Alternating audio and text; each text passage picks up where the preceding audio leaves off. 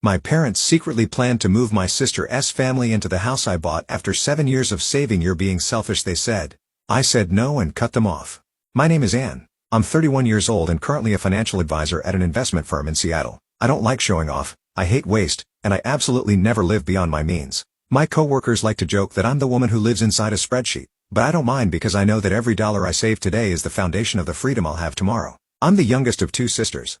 My older sister, Vanessa, is 4 years older than me. If my childhood was like blank pages tucked away in a corner drawer, hers was a glossy comic book displayed right in the middle of the living room. Bright, celebrated, and constantly cherished. Vanessa was always the center of attention. Golden hair, a dazzling smile, and a voice that could stop a room mid-conversation. My parents never admitted it, but the favoritism was always there, like a glossy coat over every decision made in our house. From the first bike, the overseas trip, to a high school graduation party that looked like a full-blown banquet, everything was for Vanessa. Me? A quiet dinner with a as long as you pass kind of toast was considered enough. Vanessa got married early, just a year after graduating college. Her husband, Nathan, is a civil engineer in construction. They have 2 kids, Ellie, who's 8, and Brandon, who's 5. Their small family currently lives in a 2-bedroom apartment downtown where the sounds of traffic and complaints about rent rise like background noise every week. At family gatherings, Vanessa often complains that she's exhausted from juggling everything, that the kids don't have enough space to grow, and that Seattle is slowly swallowing their whole life. I never compare, but sometimes, the contrast is just too stark to ignore. While they struggle with rising expenses, I, even living modestly, maintain a stable and peaceful life. I rent a small apartment in the suburbs owned by the parents of Jenny, my best friend from college. They rented to me for half the market rate because they trust me, and I've never let them down. I spend most of my time at home. Working remotely became a routine after the pandemic. I love the quiet feeling of sitting in front of my laptop with a bookshelf of finance books behind me, a warm cup of tea to my right, and a window view of trees shifting with the seasons. I don't need much. I dream of a small house with a garden where I can grow herbs, listen to birds in the morning, and maybe bake on weekends. I spent nearly 7 years saving for that dream. No eating out more than 3 times a month, no shopping unless it's on the need list, no credit card debt. No buying a new car if the old one still works. I turned down fancy vacations for hiking trips through the Olympic Mountains. People call me an extreme minimalist, but I call it the freedom to choose. I've never blamed my parents for favoring Vanessa, but I learned early on that if I didn't plan my life, no one else would. And that's exactly why, when the dream of my own home started to feel within reach, I never expected the storm that followed. The one named my family. Last week, after reviewing the balances in my 3 savings accounts, housing, investment, and emergency, I knew I was ready. Not maybe another year would be better ready, but truly ready. Enough for a down payment, enough for the fees, and enough to cover the mortgage for years to come without sacrificing my way of living. That evening, I went to my parents' house for dinner as usual. A Sunday gathering with barbecue, garlic bread, and conversations that usually revolved around the kids' school, gas prices, or the latest issue Vanessa had with her washing machine. I wasn't planning to say anything. The plan was to stay quiet, finalize everything, and then share. But as I scrolled through property listings while waiting for dessert, an image popped up, a little wooden house with a wide porch and a sun-drenched garden, and I couldn't help but smile. "What's making you smile like that?" Vanessa asked, setting her orange juice down. I looked up, hesitated, then decided to be honest. "I'm house hunting, planning to buy next month." Silence. As if I just admitted I had a secret life in Alaska. My mom set her fork down with deliberate sound. "Buying a house? By yourself?" "Yes. I've been planning this for a long time. I want somewhere peaceful, close to nature. Not too far from the city, but away from all the honking and traffic." My dad raised an eyebrow. Vanessa stared at me like I just announced I was buying a spaceship. "Ann," my mom said, in that voice that sounded like concern but felt like a command, "you can't just think about yourself like this. Buying a house is a big deal. You should have at least talked to us first." I kept calm. "Mom, I've been saving for 7 years. It's my money. I didn't borrow from anyone. I'm not in debt." Vanessa jumped in, her voice a bit louder than usual. "I'm not saying you can't buy a house, but you need to think ahead. A house should have space for others, not just for living alone forever." "And who exactly are the others here?" I asked, half joking. No one answered, but the exchanged glances between my mom and Vanessa made me uneasy. The next night, as I was preparing financial documents for the mortgage application, I got a text from my mom. "I just spoke with Miss Karen at church. There's a beautiful house in Cedar Ridge, 4 bedrooms, 3 baths, big backyard for the kids to run around. I'll send you the link." Then came a flood of messages from Vanessa. "You have to check this one out. Great school district, supermarket nearby, even has a home office. If you get that place, we could visit more often." I looked at the giant living room, the hotel-like kitchen with 2 refrigerators, and sighed, "Thanks, but I'm looking for something smaller and quieter." Vanessa replied with just one word, "Why?" I didn't respond. 3 days later during lunch break, my mom called, excitement in her voice. "Sweetie, I just saw the house on Maple Street. The owners are moving soon. They're slashing the price. The master has a balcony and 2 small bedrooms perfect for kids. You've got to see it. I closed my eyes for a second and replied as gently as I could, Mom, I really don't need that much space. I don't have kids, and I'm not planning to have anyone move in. All day. You'll want to, she argued. And even if not, Vanessa and the kids could come stay on weekends. They need the space, Anne. Their apartment is way too cramped. That's when it hit me. The pieces fell into place. The hints, the exchanged looks at dinner, the family-friendly listings. None of it was random. They didn't just want me to buy a house. They wanted me to buy one for them. And I knew if I stayed silent, if I went along just to avoid upsetting anyone, I'd be giving up the most precious thing I'd built my entire adult life, a life that was truly mine. I signed the contract for my dream home on a bright April morning, a 2-bedroom wooden house nestled among the pine trees north of Everett, about a 45-minute drive from downtown Seattle, a spacious backyard, a small greenhouse, and raised garden beds already in place. As I stepped onto the porch and took the keys from the former owner, I almost cried, not out of sentiment, but because for the first time, I was choosing my life. No interference, no director. I kept it secret that whole week, planning to share it at Saturday dinner at my parents' as a happy surprise. I imagined a proud smile from Dad, a teary hug from Mom, but when I said the words, I bought a house, the entire room fell still. Vanessa stiffly set her glass down, eyes fixed on me. You bought it? You mean, you already signed everything? I nodded, giving a soft smile. Yes, last week. I'm moving in at the end of the month. My mom sat up straight, placing her hand on her chest like she'd just heard something earth-shattering. And how could you make that decision on your own? You know we've been house hunting for you. We? I frowned, a cold shiver running down my spine.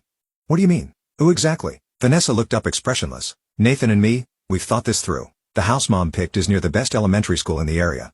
Ellie and Brandon would each have their own room. You don't need that much space. It's perfect. I laughed silently. Wait, you're all talking about that house as if I'd buy it so your entire family could move in?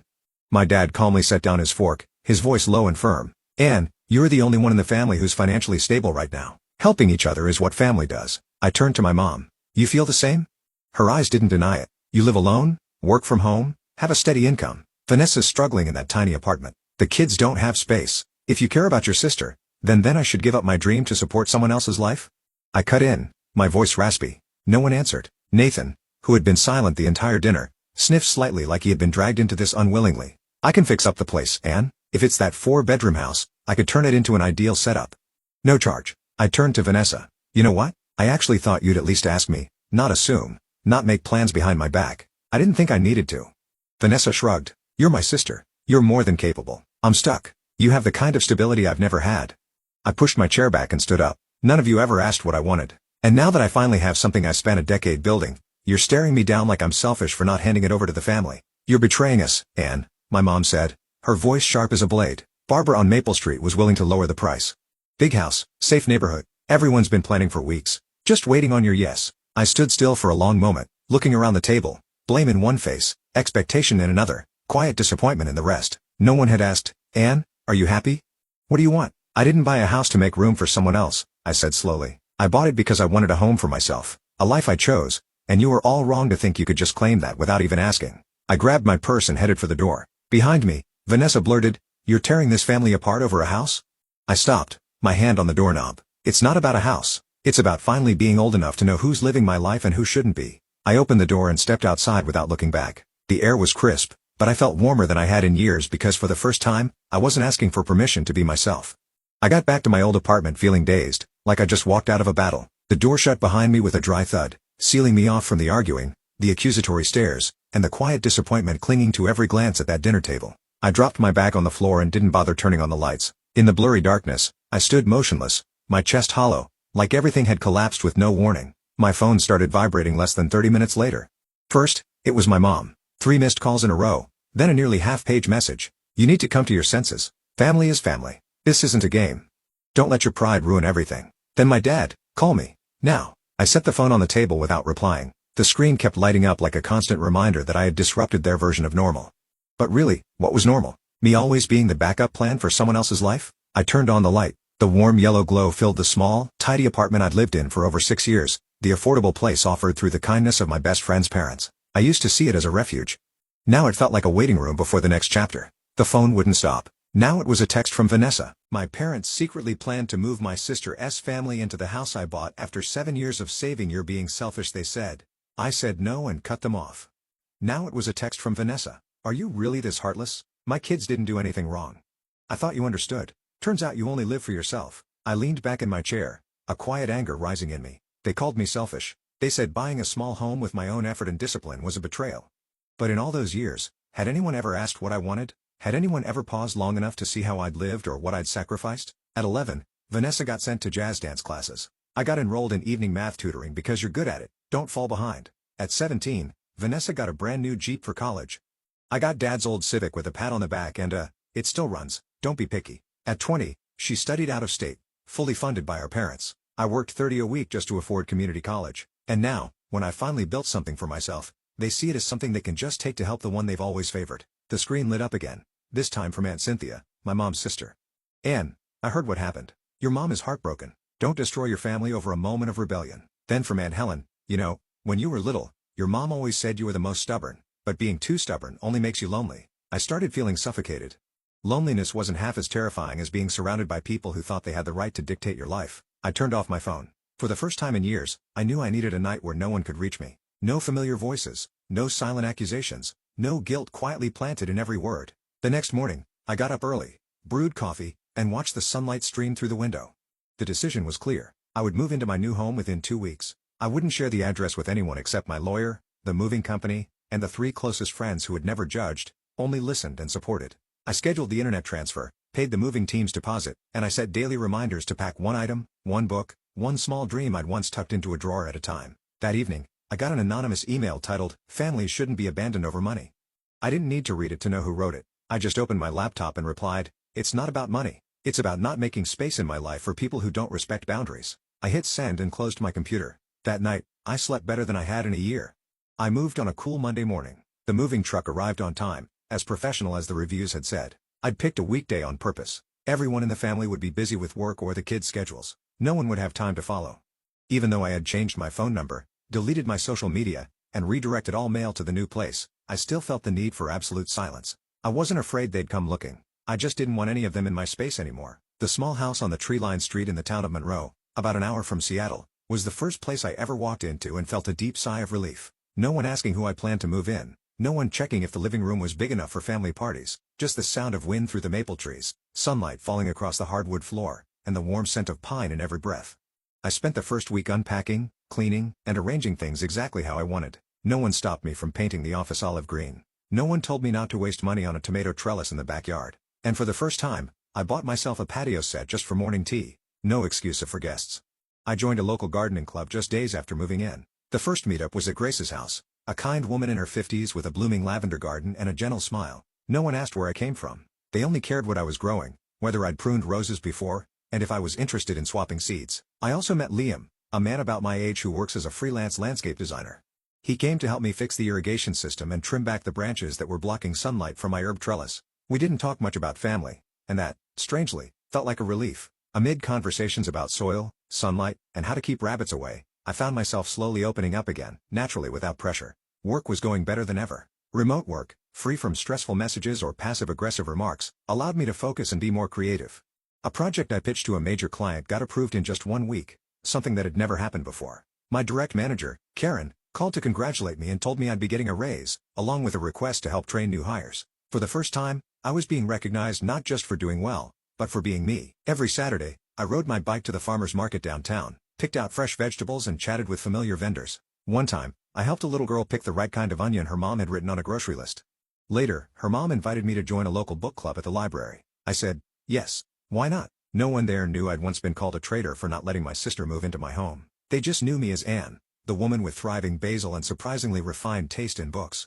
Sometimes, I still glimpsed photos of Vanessa or my mom through the social media of old friends, vague captions about selfish family members or pictures of the kids squeezed into a tiny room with comments like happy no matter what. I'd learned to scroll past them without feeling anything more than a slight frown because I'd stopped needing their validation. I don't know what the future holds, but I know this. I'm no longer the girl who bends herself into silence, no longer playing the role my family scripted for me. I chose me, and that's what saved me. One late autumn afternoon, while I was sitting by the window sorting seed packets for next spring, the doorbell rang. I thought it was Liam or Grace, but when I looked through the peephole, I froze. Vanessa. Her hair was loosely tied, eyes sunken, and she carried an old tote bag. Behind her stood Ellie and Brandon, thinner than the last time I saw them. All three stood silently, not saying a word. I opened the door without speaking. The cold air rushed in with Vanessa's hesitant breath. I wasn't sure I was still allowed to knock, she said, voice hoarse and without blame, only exhaustion. I didn't invite them in, but I didn't send them away either. We stood there in tense silence for a few seconds. Then Ellie quietly said, "Aunt Anne, Mommy said if we were good, we could see your flower garden." I crouched down and gently touched her head. "I just planted some white chrysanthemums. Do you like those?" She nodded, and just like that, they came in. Not as welcomed guests, but as people who had lost that privilege and somehow found one last chance. Vanessa didn't apologize right away. We drank tea in silence, watching the kids carefully explore the garden as if afraid to disturb the fragile peace that wrapped around the house. Then she finally spoke, her voice barely above the wind. "I thought you'd always be the one who takes it all, like before. Like Mom taught us. But you're stronger than all of us." I looked at her, not as the favored child anymore, but as a mother slowly realizing her own limits. "I'm not strong," I said. "I'm just tired of being treated like an obligation." Vanessa nodded, her eyes red. "I was wrong to think blood gave me the right to walk into your life without knocking." I didn't say I forgave her. I didn't accuse her either. Everything that needed saying had already been left behind. But I knew that didn't mean I'd forget. 3 weeks later, I took Ellie and Brandon to the town's book fair. The kids buzzed around picking out children's books, and I spotted Liam leading an art activity for kids under a maple tree. Brandon ran up asking for watercolor paints, and Ellie sat down like the place had always been hers. Liam looked at me and smiled, a warmth and understanding in his eyes. "These two look like they're already at home here," I nodded. "Looks like they've found their quiet corner." He didn't ask much. No one here asked about my past anymore. They only cared how I was living today. I started to realize the space around me wasn't just a house. Every basil plant, every carrot bed, every book on the wooden shelves was part of a life I had built with my own hands. Not for anyone else, for me, and for the people I chose to let in. Family, I realized, isn't just about shared blood. It's the people who respect your boundaries, the ones who knock before entering your heart, the ones who don't treat your kindness like a permanent obligation. Grace invited me to join her for the upcoming Winter Festival. The library book club nominated me to host next month's meeting, and Liam, he didn't say much, but sometimes he left a basket of oranges at my door with a little note. "Pick this morning, stay warm with fresh juice." I smiled every time I saw it, and inside, I felt full. "Thank you so much for the reminder." I'll rewrite the ending to make it both surprising and logical with emotional depth, staying true to Anne's story, a journey of growth, boundaries, and a heart still open to sincere remorse. One evening, while I was finishing up a financial plan for a client, my phone lit up with a message from Vanessa. "I'm looking for a new job. Not asking anything from you. Just wanted to say, I'm managing on my own now. Thank you for not slamming the door shut." I didn't reply right away. I simply looked up out into the garden under the gentle moonlight. Peace no longer felt like a luxury. It was a result of choice, and I knew I had chosen well. Family can be born of blood, but sometimes the deepest, most lasting relationships are nurtured through choice, respect, and kindness. A week later, I received an email from HR. "We're reviewing candidates for the new financial training program." One applicant, Vanessa Marks, included a reference letter stating she'd been guided by an independent advisor during her career shift. "That advisor is you." I froze. I had no idea Vanessa had taken that much initiative. What surprised me even more, she had quoted something I once wrote on my professional blog. "Everyone deserves a fresh start, but you have to take that first step on your own." Vanessa hadn't reached out asking for help. She didn't ask me to put in a good word. She chose a different path, quietly showing she was changing through action, not words. That evening, returning from book club, I spotted a small note clipped to my wooden fence. "Aunt Anne, I helped Mom write her resume. I think she's trying really hard, just like you. She still doesn't drink ginger tea the right way, but I'm teaching her. P.S. Did you plant more purple chrysanthemums?" It was Ellie's handwriting, messy, heartfelt, and enough to make my chest tighten. I sat down on the front steps, watching the leaves sway in the early winter wind. I didn't cry, but something inside me softened, like ice touched by the first spring sun after a long, bitter season. None of us are perfect, but we're learning to grow, not to meet someone else's expectations, but because we want to become better versions of ourselves. 3 weeks later, Vanessa officially joined the internal training program. She walked into the same building where I worked, not as Anne's sister, but as herself. And for the first time, I saw her nod toward me in the lobby, a silent acknowledgement that seemed to say, "Thank you for teaching me to knock before trying to walk back into your life." That night, Liam stopped by with a basket of oranges and a few sprigs of dried rosemary. No note, no explanation, just the quiet presence of someone who didn't need to know my past, but was always there when I was ready to share. I placed the basket on the table, brewed a pot of tea, and opened the window. The scent of soil, wind, and fresh basil from the garden wrapped itself into every breath I took. I don't know what lies ahead, but this, I know for sure. I no longer live to please others. I live to be true to myself and to leave the door open only for those who know how to knock with humility. Because sometimes the most beautiful endings aren't reunions or farewells, but the quiet moment when you can finally look someone in the eye, even from a distance, and feel nothing but peace. And story is a powerful reminder that being family doesn't always mean being a safe place. Sometimes the people we grow up with aren't the ones who grow with us. True peace comes from having the courage to draw boundaries, protect your space, and choose a life that honors who you really are. What's your take on Anne's decision? Was she protecting her peace or turning her back? Let us know in the comments, and don't forget to follow the channel for more moving stories about family, healing, and self-discovery.